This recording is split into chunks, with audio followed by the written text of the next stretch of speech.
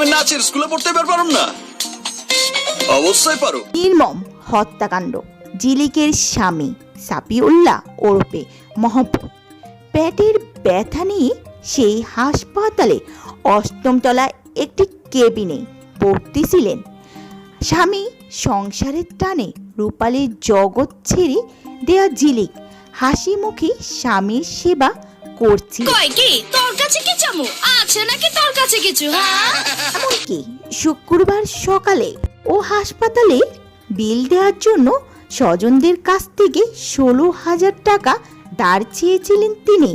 কিন্তু দুপুরের পরে পরিস্থিতির হঠাৎ বদলে যায়। পুলিশের প্রাথমিক তদন্ত ও মামলার বিবরণী থেকে জানা যায়, কেবিনের ভেতরে স্বামী স্ত্রীর মধ্যে কোনো একটি বিষয় নিয়ে তীব্র কথা কাটাকাটি ও ঝগড়া শুরু হয়।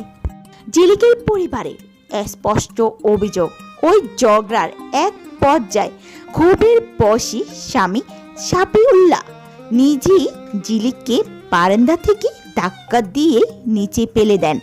ঘটনার পরপরই সাপিউল্লাহ নিজেই ঝিলিকের বাবাকে ফোন করে বলেন ঝিলিক উপর থেকে পড়ে মারা গেছে। কিন্তু প্রশ্ন উঠেছে, সিসিটিভি ক্যামেরায় ঘেরা একটি সুরক্ষিত হাসপাতালের বারান্দা থেকে একজন মানুষ হুট করে কিভাবে পড়ে যেতে পারে?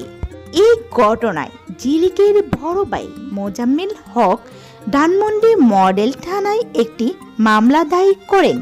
ঝিলিকের পরিবারের দাবি ছিল এটি একটি পরিকল্পিত মার্ডার কেস।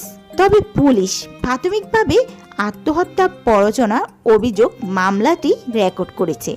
মামলা করার পরপরই পুলিশ অভিযুক্ত স্বামী সাপিউল্লাহকে গ্রেপ্তার করে আদালতে তোলে।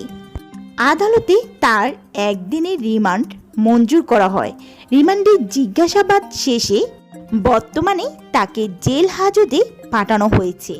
শাকিব খানের রংবাজ সিনেমার খ্যাত এই সম্ভাবনাময়ী অভিনেত্রীর এমন অকাল ও রহস্যময় মৃত্যু কোনোভাবেই মেনে নিতে পারছেন না তার সহকর্মী ও ভক্তরা। সিসিটিভি ফুটেজ আর ময়নাতদন্তের রিপোর্ট এলেই হয়তো বেরিয়ে আসবে আসল সত্য। তো ভিউয়ার্স, আপনার কি মনে হয়, পারিবারিক কলহ নাকি পরিকল্পিত অপরাধ, কোনটি কেড়ে নিল ঝিলিকের প্রাণ? কমেন্ট করে আপনার মতামতটি জানান।